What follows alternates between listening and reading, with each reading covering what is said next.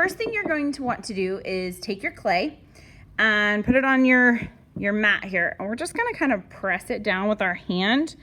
I've kind of pressed it down into a pancake. It's about this thick right now. It's about as thick as my finger. I want it to be about half that thickness. So I'm gonna take my rolling pin and I'm gonna roll across it a few times and then I'm gonna rotate. And when you press down, you want to press down firmly, but you don't want to press down so hard that when you're pressing down too hard, your clay tends not to want to move. Okay, so there's a few times. You can notice that I have it a little bit thicker here in the center, and then I've got a couple thinner spots, okay? So what I'm gonna do is I'm gonna rotate my clay, and I'm gonna roll a few more times. Now, if you are trying to do this and nothing is really happening, don't sit down while you're doing this. Stand up. You get more leverage on the table when you stand up. So stand up. But I want it to be big enough for my hand to fit in. Let's see now. Ooh, that's about right. That's about as thick as I want it. It's about halfway through my finger, maybe a little bit less, but that's good. That's what I want, okay? First thing we're gonna do is we're gonna cut our pizza shape out. And we're going to do a triangle piece. Everybody's gonna do a triangle piece because when I display them, we're gonna put them all together and make a whole pizza. So what I want to do though, is when I cut, the top of my triangle here is going to be about the same length as my finger, maybe a little bit longer, okay? So you remember how I said it was about the size of your hand? I'm going to use a good portion of that. So I don't wanna have a pizza crust or a pizza that's super tiny, but I also don't wanna have one that's maybe ginormous. Somewhere in the middle. I'm gonna take my tool, and just to make it easier for me to do my triangle, I'm gonna cut all the way across my piece of clay. I'm gonna save this because I'm gonna still use that later, okay? And then I'm gonna cut, so if I do this here, I'm gonna cut my triangle about my fingers there. So maybe like, there's one corner and there's one corner. Yeah, that seems about right. So there's my corners. Let me get this where you guys can see. There we go. Okay, there's my corners. So I'm gonna start and I'm just going to drag it down, save that, and drag that toward the point, okay? So there is my pizza crust. I have pasta letters that I have sorted out. Looks like I need to sort out some more M's and A's, okay? I have a few M's in there. We always use W's if we get low. So for me, I need a letter K. There's my K. And I need an M. So there's my M. Those are my initials. I'm gonna take those two pasta letters and I'm gonna take them and put them in my clay. Oh wait, that's the top. Let me flip it over. There's my clay. And I'm just going to take them and put them on my clay, and then I'm just going to gently press them in. And then I'll do the same here. It's okay if they're a little crooked. There's my K and my M, and I'm gonna leave them there because when I put them in the kiln, they burn out and they leave the space where the letters works perfect. All right, now we're ready to start building our pizza. First thing I want to make is my pizza crust. So I'm gonna take part of my pieces I cut out, and I'm just gonna tear a piece off, okay? And I'm gonna just squeeze this and kind of form it into a coil.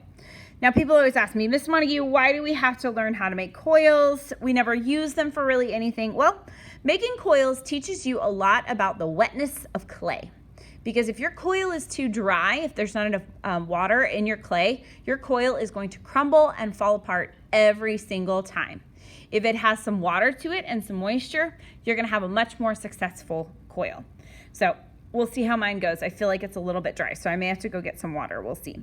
So I've got my coil here kind of started. It's already in a coil type shape, but I'm gonna roll it across my hand. And remember, we're making a pizza crust. This does not have to be the tiniest of coils, okay? So when I roll it across my hand, notice my hand is spread out. I'm not just rolling here in my fingers. I do the whole entire length of my hand, okay? Now, for what we're using this for, it's okay if a little bit is kind of flat, no biggie. Okay, if you're worried about it, you can always kind of pinch it with your fingers and kind of help it go back into that roll shape. There we go. That's a little bit better. You can kind of feel it when you roll it across your hands, if you've got that roll shape or not. Okay. I've made sure that it's bigger than my pizza slice, so I can cut off some ends. Okay. Then we're going to attach the clay, and we're going to do something that's called scoring and slipping. Okay. Scoring is where you take your pokey tool and you just kind of make these little bit of marks.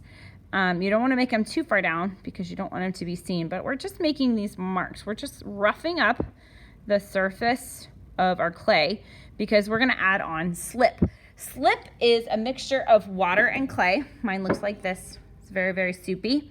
I don't necessarily want the water, but I want the soupy clay. I'm going to take my finger and I'm going to dip in just like that. It always reminds me of Beauty and the Beast when they talk about the gray stuff, when they're singing the song in the dining area. Try the gray stuff, it's delicious. This always reminds me of the gray stuff. So don't eat this though. It's not good, I'm sure. It's just clay.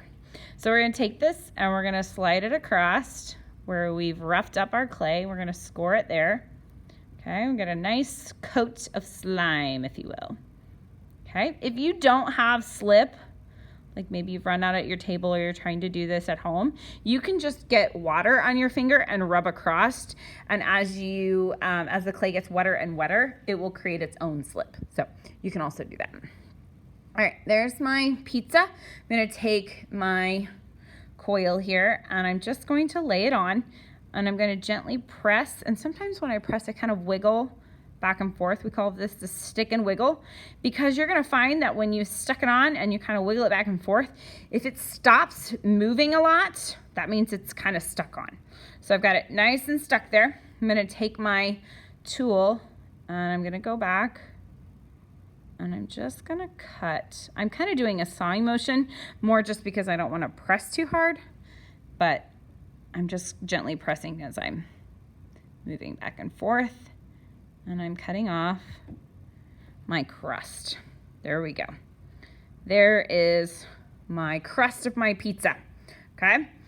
You can also look to see the back of it here. You want to kind of run your finger across and smooth that out, you can. You don't have to, okay? All right. Crust is done. Let's add some toppings now. I am a cheese first and topping kind of person. So I'm going to show you that way. You don't have to do that if you don't want to. Okay. I'm going to show you two different ways to make a smaller coil, because now we're going to make the cheese. Okay.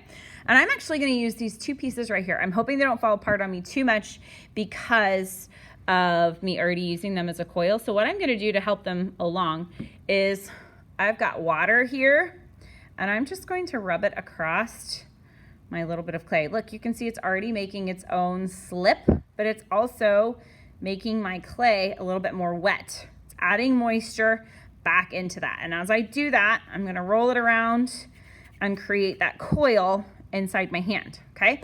If my hand starts to feel like it's drying out a little bit more, get some more water. You don't need a lot. A lot of water is not good. You just want some to make it a little moist, okay? Make it a little wetter. You can see that most of the water's already left my hands, okay? But my clay is not cracking, and when I touch it, it feels wetter. So I know I'm in a good space. So I have it kind of pressed into that shape. I'm gonna use my wide hand, and I'm going to gently roll it across, okay? If you start to notice thin spots or spots where there's a little bit of cracking, get some more water. Since we have such a small piece of clay right here, I can do this. I can add the water to it and help keep it moist, okay? There's gonna be a point where that won't work, but until that happens, I'm gonna keep trying it. Okay? For your cheese, for your pizza, you're gonna want to do that process at least twice, maybe 3 times, depending on how much cheese you want, okay? Now this is tricky because I can't rough up my surface because of where my coil is going to go. So I'm gonna just make sure that I re-wet my clay one more time, okay? If you're unsure about doing this with the coil, could you also wet your pizza crust? Of course you could, okay? That's another great idea. All right, I have my clay, and I'm just gonna wiggle it across my pizza crust here. And I feel like I've got a good space for my cheese, and I'm going to do this. Now, instead of doing one long coil, if you wanted to break it up to make it actual like grated mozzarella cheese, you could, but it's gonna take you a lot longer. So sometimes you gotta think smarter, not harder. So if I was to do 2 more of those, I could overlap them a little and do all of that.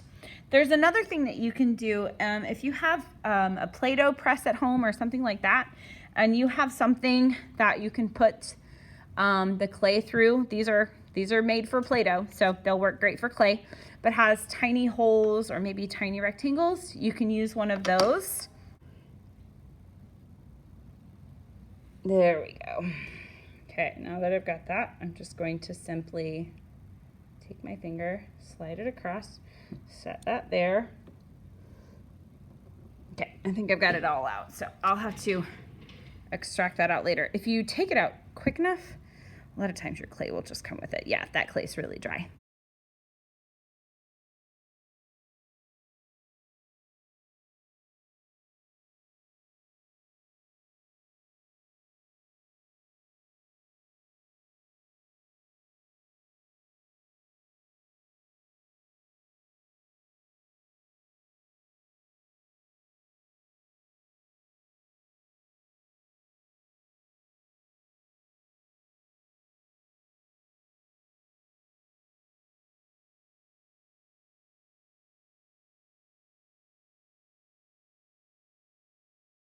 All right, so now I have a cheese pizza. I could stop there. I've done my coils, I've created my cheese. I could be done. But I may not necessarily like to eat cheese with or eat pizza with lots of toppings, but sometimes it can look more like pizza if we add a lot of toppings. So I'm gonna add in some toppings. I'm gonna take my pokey tool. I recommend using this. This is too thick, so start with this. And I'm just going to simply draw on some circles, and they don't have to be perfect. Remember, this is Canadian bacon and pepperoni or whatever it is that you're doing. Does not have to be perfect circles. And you don't need a ton of them because your pizza is not huge. Okay? I've got 2 pieces of Canadian bacon. I am happy with that. Okay? I'm going to make some pineapple chunks now. I'm gonna break off this, and I'm gonna try to make these into squares. The reason I'm doing for squares for my pineapples, that's the way pineapples usually chunked that way. So I'm gonna pinch with one direction, pinch another way, rotate it, and pinch the last way. And I'm just gonna kind of do that until it starts to resemble more of like a square or a rectangle, okay? Remember, these are food items. They do not have to be perfectly smooth. Pineapple has a texture, so it is okay if whatever I'm making has a texture. Pepperoni has a texture. Onions have a texture. Lots of food items have a texture. They do not need to be perfectly smooth. Okay, so I'm just taking bunches of clay and I'm making my pineapple. I'm ready to attach things on, so I'm going to rough up my surface of my clay. Okay, add in my slip. Okay, and then I'm going to press it on.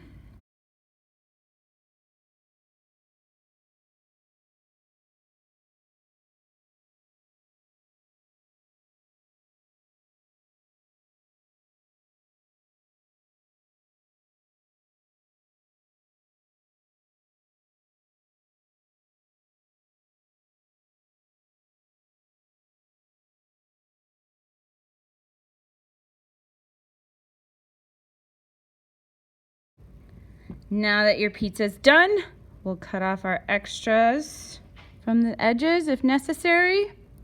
And voila,